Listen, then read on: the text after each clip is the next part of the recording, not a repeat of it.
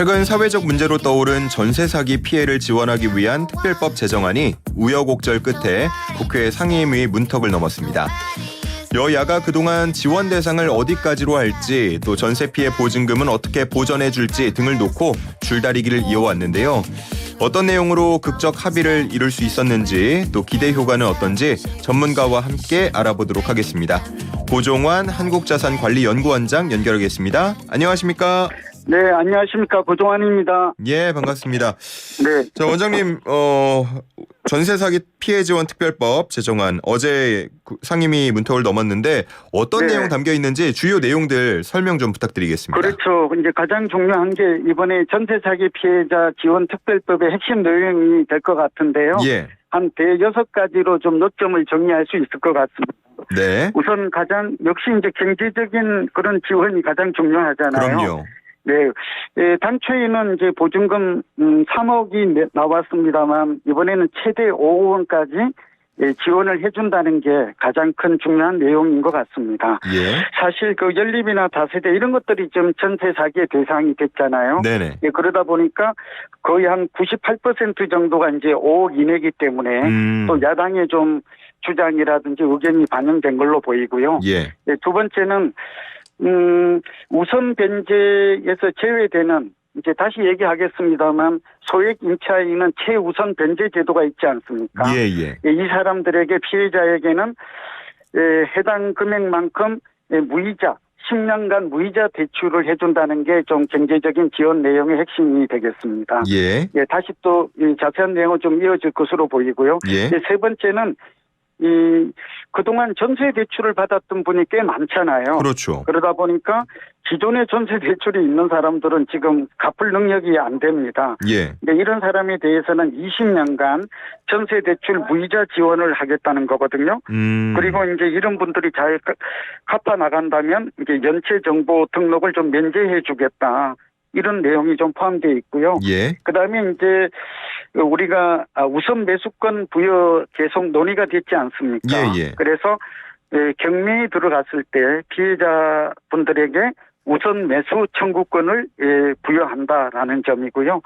그다음에 이제 다섯 번째는 만약에 우선 매수 청구를 통해서 내가 집을 매입하기를 원치 않으면 LH에서 공공임대라고 해서 LH가 이걸 경매를 받아서 이 피해자분에게 공공임대 주택을 좀 제공한다는 내용입니다. 예. 그리고 이제 마지막으로 좀 알아두면 좋을 게 이 경공매를 할 때 굉장히 법적으로나 시간적으로나 비용적으로 부담이 크지 않습니까? 그러겠죠. 그러다 보니까 피해자에 대해서는 허그가 그러니까 주택도시보증공사가 정부가 대행 수수료의 70%를 부담한다. 이런 내용이 주된 핵심 내용으로 보입니다. 예. 지금 한 6가지 정도로 주요 내용들을 정리해 주셨고요. 네. 전문가시니까요. 이번 특별법 피해자 목소리와 그동안의 그 논의 과정을 다 들어보셨을 텐데 네. 0부터 100까지 부족하다 해서 충분하다까지 있다 그러면은 한 어느 정도 수준이 마련됐다고 보시는지요? 저는 이번에 좀 완전하지는 않지만 생각보다 좀 많은 내용이 그 지원 내용에 포함되었다라는 점에서는 좀 긍정적으로 봅니다. 사실은 이 전세 사기 문제가 저도 이제 정부나 소위 국회에 가서도 이런 세미나도 많이 발표도 하고 관심도 가져서 방안을 제시한 적도 있는데요. 예. 이게 박근혜 정부 문재인 정부 때도 이 전세 사기는 발생했었습니다. 예. 그런데 이때는 그냥 검토만 하고 이렇게 행동으로 이렇게 법제화까지는 가지 않았거든요. 그런데 이번에 다행히 특히 여야가 합의를 하고 또 특별법도 이렇게 만든 것은 저는 굉장히 좀 잘한 일이고 긍정적이다 이렇게 평가하고 있고 저는 적어도 점수를 평가하자면 전문가의 한 사람으로서 좀 높이 평가하고 싶습니다. 그리고 이 부족했던 부분들은 앞으로 또 법률 개정을 통해서 예. 보완해 나가지 않을까 기대를 합니다. 어쨌든 지난 4월 말에 정부가 발표했던 안과 비교해서 조금 더 진전된 부분이 있으니까 앞으로도 더 보완되고 진전될 수 있다라고 지금 내다보시는 것 같고요. 그렇죠. 이제 대상이 넓어졌다라는 점도 그렇고 예. 또 전세금 보증금을 돌려받지 못한 이런 사람들에 대해서는 이제 신용회복 프로그램을 또 가동한다든지 또 대상이 보면은 여러 가지로 좀 범위가 좀 넓어졌다는 점은 긍정적으로 평가합니다. 네. 앞서서 정리해 주신 주요 내용들 한 가지씩 조금 더 짚어보도록 할 텐데 먼저 네. 첫 번째로 말씀해 주신 게 이제 피해자 지원 대상을 최대 5억 원까지로 넓혔다라는 부분이었습니다. 네. 그런데 그 일각에서는 그러면 5억 원 이상 되는 전세 사기 피해자는 어쩌냐. 그리고 계약이 유효하지 않은 입주 전에 사기 피해자들은 어떻게 하냐. 이런 부분 좀 아쉽다는 반응도 있는 것 같은데 어떻게 보세요? 네, 그렇습니다. 피해자들이 이런 주장이나 요구를 하고 있고요. 저도 그렇게 생각합니다. 이 부분은 5억을 넘어가면 네, 어떻게 원장님, 될 것인가? 죄송한데 네. 방금 잘 안 들렸어가지고요. 다시 한번 말씀해 주시겠습니까? 네. 죄송합니다. 이제 그 5억 원을 넘어가는 그런 보증금에 대해서는 이 법의 혜택을, 특별법의 혜택을 받기가 좀 어렵습니다. 예. 예, 그리고 또 하나는 입주 전에 사고가 발생한 것도 이게 지원 대상에서 좀 제외됩니다. 뭐 그런 면에서 이번에 내용은 좀 한계가 있다 이렇게 예. 보여지고 뭐 이 부분은 아마 개별적으로 대응을 해야 될 것으로 그렇게 보입니다. 앞서서 말씀해 주시기로 5억 원 이내가 98%다. 그러니까 거의 네. 대다수다라고 말씀을 해 주셨는데 네, 남은 2% 어쨌든 액수가 더 크다는 거니까요. 네. 그만큼 개인이 느끼는 부담은 더 클 수도 있을 것 같은데 이렇게 보증금의 한도를 정해놓는 이유는 뭘까요? 네, 아무래도 이제 여기 보면 앞으로 1인당 10년 동안 약 한 3,776만 원 정도의 지원비가 든다 이런 그 기사가 있습니다. 아마 예. 정부가 이 법을 만들면서 그렇게 추정을 했던 것 같은데요. 예. 그러니까 인당 지원 금액이 이제 금액으로 환산하면 약 3,776만 원의 이자를 절감하는 경제적 효과가 있을 것이다라고 했잖아요. 예. 그러니까 아무래도 이게 국민의 세금, 공적 자금으로 지원을 해야 되니까 이 범위를 그리고 또 하나는 현실적으로 98.4%가 현재로는 보증금 5억 원 이하가 전세 사기의 대상이 되었다라는 점인데 아마 전세금이 올라간다면 이제 이것도 추후에는 이 금액이 상향 조정될 여지는 있다고 생각이 됩니다. 알겠습니다. 지금 뭐 5억 원 이상 되는 한 2% 내의 분들도 좀 마음을 더 졸이고 있으실 텐데 좀 두고 일단은 봐야 될 것 같고요. 네. 그리고 이 막판까지 쟁점이 됐던 게 정부가 피해자들에게 현 시점에 최우선 변제금을 최장 10년 동안 무이자로 대출해 준다라는 부분입니다. 네. 아마 피해자분들께서는 당연히 보증금 전액을 그냥 돌려받고 싶은 마음이 컸겠습니다만 그래도 네. 안 된다면 최우선 변제금만큼은 받고 싶으셨을 수도 있을 것 같아요. 그런데 이게 네, 그냥 주는 건 아니고 대출이라는 거죠. 네, 이게 가장 큰 이번에 피해자 단체에서 가장 큰 불만이랄까 좀 미흡합니다. 예. 좀 아쉬워하는 부분인데요. 그러나 또 이 정부나 이런 입장에서 또 전문가들조차도 사실은 이 민간 계약인데 예. 이 공적 자금이나 국민의 세금으로 완전하게 이를 보상해 주는 것은 이 형평성이 원리에 좀 맞지 않다. 그러니까 이제 민간에 뭐 어떻게 생각하면 좀 예가 다를 수 있습니다만 주식 투자하는 것도 또 그렇고 이 투자 이건 뭐 전세는 투자는 아닙니다만 어쨌든 민간의 사적인 계약 관계에 정부가 이걸 다 공공에서 지원해 준다면 예. 뭐 이런 유사한 일이 벌어졌을 때 재정 부담이 그만큼 커진다.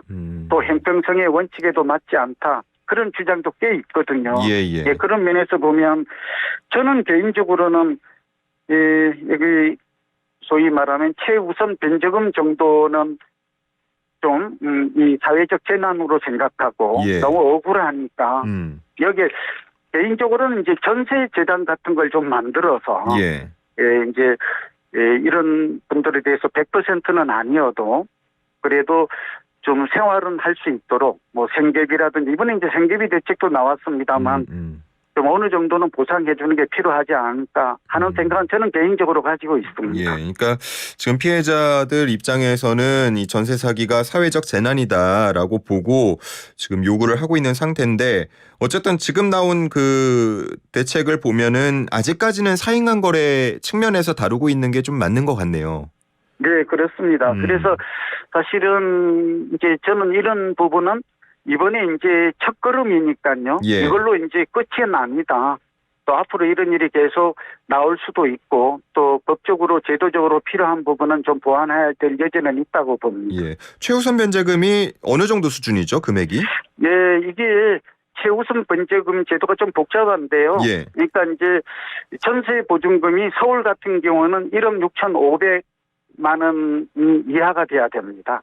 그리고 이럴 때 받을 수 있는 게 5,500만 원이 상한선입니다. 아, 최대 5,500만 원. 네, 그리고 인천이나 이제 광역시, 이제 경기도의 주요 도시 같은 경우에는 1억 4,500만 원의 보증금이 소액 보증금이어야 하니까요. 그렇게 되고 최우선 변제금은 4,800만 원 정도 됩니다. 그렇군요. 물론 네. 적은 돈은 아닙니다만 이 정도까지는 뭐 사회적 재난으로 보고 그래도 정부에서 지원을 해줬으면 어떨까라는 개인적인 아쉬움이 좀 있으신 거죠?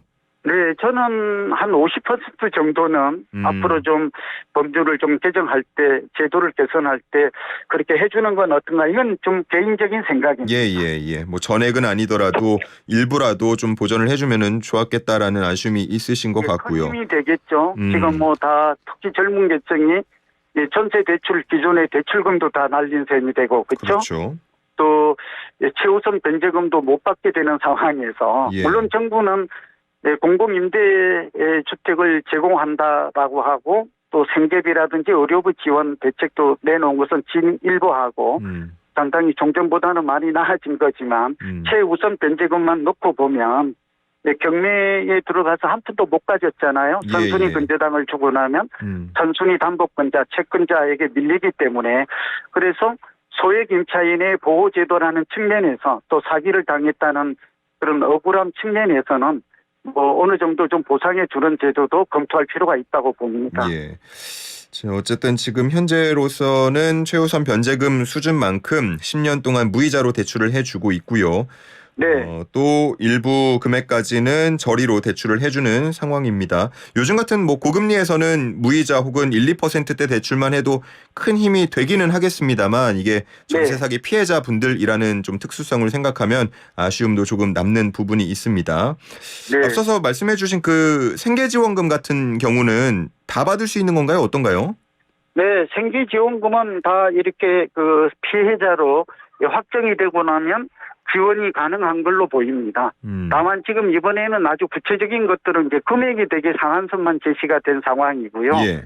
이제 개별적인 거에 따라서는 아마 시행령이나 시행 규칙에서 자세하게 좀 지원 금액, 내용, 조건 이런 거는 정하지 않을까 예상이 됩니다. 예. 그게 긴급 주거복지 지원에 대한 내용인 거죠?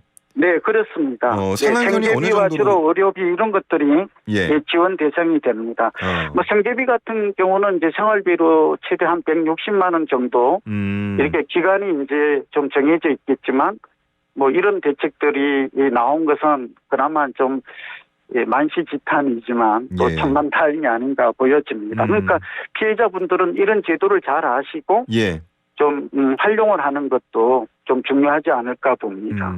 앞서서 말씀하신 부분들 외에 혹시나 그 여야도 지금 보완입법을 더 추가로 할 수도 있다는 입장이니까요. 더 보완되어야 할 부분이 있다면 어떤 게 있을까요? 예, 저는 이번에 좀 아쉬운 점 중에 하나가 이제 아까 피해자분들의 의견을 다 담지 못했던 그런 부족함이랄까 미흡한 점도 있고요. 두 번째는 이 전세 제도 전세 계약이 이 문제가 발생하는 게 이제 소위 사후 수습보다는 사전 예방이 중요하잖아요. 이번에는 이제 사후 수습에 방점이 있는데 그렇죠. 사전 예방하는 조치가 중요할 것 같고요. 뭐 예를 들면 공인중개사가 이 전세 계약을 작성하지 않습니까? 그렇게 본다면 공인중개사들에게 이제 중개물건, 중개대상물 확인 설명서 제도가 있거든요. 또 특약도 있고 그래서 중개사들이 가장 이 거래 정보라든지 가격 정보, 임차인 정보를 잘 알 수밖에 알 수 있는 그런 상황에 있거든요. 그러니까 세입자는 이걸 알 수가 없죠. 그렇죠. 그래서 중개사분들이 좀 수고롭지만 이 작성할 때 중개대상물 확인서에 전세에 관한 예를 들면 뭐 빌라의 매매 가격, 전세 가격, 또 거래 정보, 집주인이 어떤 사람인지, 뭐 국세 체납을 포함해서 믿을 만한 사람인지 이런 것들을 중개 대상물 확인 설명서에 좀 써준다든지 아니면 전세 사기 방지 리스트 같은 걸 좀 만들어서 그러니까 전세 계약 매뉴얼 같은 것들을 국토부가 좀 만들어서 전세 계약할 때는 전세 사기가 발생하지 않도록 좀 특별히 주의라든지 절차라든지 계약서 내용을 좀 꼼꼼하게 작성하는 그런 것들이 오히려 사전 예방에는 좀 도움이 되지 않을까 생각합니다. 예, 사전 예방과 관련한 부분이 조금 더 보완이 됐으면 좋겠다라고 말씀을 하신 거고요. 네.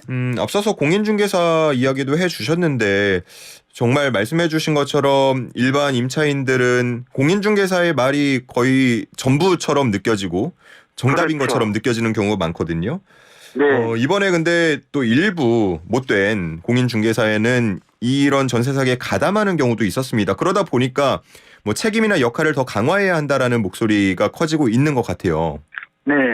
네, 저도 그렇게 생각하는데요. 사실은 현장 전문가인 공인중개사, 우리는 이제 개업 공인중개사라고 부르는데 그냥 뭐 약칭으로 중개사라고 표현하겠습니다. 예. 이분들이 다 나쁜 것은 아니고 이제 일부가 일탈한 거잖아요. 그렇죠.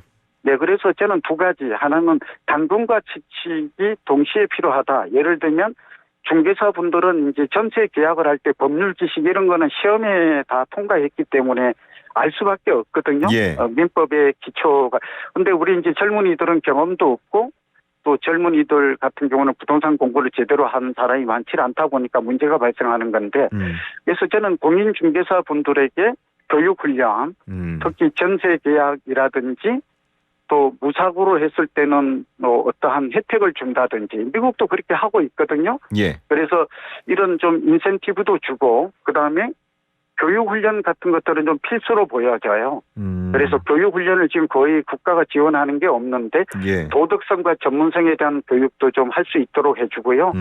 그다음에 여기 무사고로 또 이 모범적인 사람에 대해서는 사실은 좀 인센티브, 뭐 교육훈련이 대표적이라고 볼 수 있는데 예. 예, 전문성, 도덕성 이런 교육을 할 수 있는 기회 같은 걸 주는 것도 필요해 보입니다. 그리고 저는 이참에 공인중개사 협회를 임의단체에서 법정단체로 하는 것도 한번 고려할 만하다. 현재는 임의단체인가요? 예, 임의단체죠. 왜냐하면 자정 노력이라고 그래서 소위 그 지도 단속권, 변호사 협회가 대표적이잖아요. 변호사가 불법을 하거나 일탈 행위를 하면 협회에서 징계권을 갖고 있거든요. 그렇죠. 네, 근데 공인중개사는 자체 정화 노력, 지도 단속권이 없습니다. 예, 그러니까 이 문제가 될 만한 사람을 가장 잘 아는 사람은 누구겠어요? 그거는 이제 결국 공인중개사 협회고 동료들이지 않겠습니까? 그렇죠. 예. 네, 그래서 이런 잘 아는 사람이 문제를 발생하지 않도록 하고 정부는 아까 말씀드린 대로 전세 사기 방지 리스트나 전세 계약 매뉴얼 이런 것들은 꼭 만들어서 공인중개사들이 이를 숙지하고 이를 이행할 수 있도록 이렇게 하는 것도 가장 효과적인 방법이 아닌가 봅니다. 알겠습니다. 저 이번에 전세 사기 피해 그 사례들을 보면은 대부분 다 터지고 나서 내가 피해자라는 걸 안 경우들이 많았습니다. 그래서 지금 방송 듣는 분들 중에서 전세 세입자분들이 계시다면 우리 집은 괜찮은 걸까 이런 걱정을 하실 수도 있겠거든요. 혹시 지금 이 시점에서 전세 사기 피해를 확인해 볼 수 있는 어떤 방안 같은 것도 방법 같은 것도 소개해 주시면 좋을 것 같아요. 있습니다. 한 세 가지만 뭐 여러 가지 방법이 있는데요. 뭐 시간 관계상 한 세 가지만 꼭 지켜야 될 규칙이랄까 수칙을 좀 말씀드리면 우선은 이 깡통전세 그러니까 역전세, 깡통전세, 전세 사기가 이게 좀 일체와 연결이 되어 있거든요. 저희 얘기는 매매 가격과 전세 가격 정도는 꼭 확인할 필요가 있습니다. 그게 너무 붙어 있으면 안 되는 거죠? 네, 이거는 여러 가지 뭐 부동산 원도 있고 뭐 국민은행 자료도 있고 부동산 124 이런 말씀 드리는 거는 이런 곳에서 나오고 있어서 조금만 관심을 가지면 뭐 어렵지 않게 알 수 있고요. 두 번째는 반드시 그 중개사는 이를 좀 알 수 있습니다. 거래가 안 되어도 어느 정도다. 그러니까 80% 이내인 그러니까 매매 가격이 1억이라면 전세 가격은 8천만 원을 넘지 않아야 합니다. 이 부분은 반드시 파악하고 지켜야. 그럴 경우는 이제 차라리 월세를 좀 한다든지 반전세로 이렇게 하는 게 낫고요. 두 번째는 등기부 등본입니다. 이 등기부 등본을 좀 일반인들은 좀 용어가 법률 용어가 어려워서 그런데 이걸 보면 각부와 을부가 있고 예. 소위 근저당이나 가압류 같은 것들이 있거든요. 근데 이런 것들이 말하자면 선순위 근저당 금액하고 그다음에 뭐 근저당뿐만 아니라 가압류 가처분 이런 것들이 된 곳들은 좀 피하는 게 안전하겠죠. 예. 네. 그 세 번째는 이제 그 집주인에 대한 정보인데요. 이 집주인이 이 체납을 했는지 아니면 많은 부동산을 이거 외에도 빌라를 이번에 보면은 집단적으로 많이 그렇죠. 가지고 있지 않습니까? 네, 그리고 직업은 있는지 자금력은 있는지 무자본 갭 투자가 문제가 된 거니까요. 예. 예, 이런 부분은 좀 관심을 좀 가지고 좀 꼼꼼하게 따져볼 필요가 있겠습니다. 알겠습니다. 네. 자, 오늘 시간이 다 돼서 여기까지 듣겠습니다. 감사합니다. 네, 감사합니다. 지금까지 고종환 한국자산관리연구원장과 함께했습니다.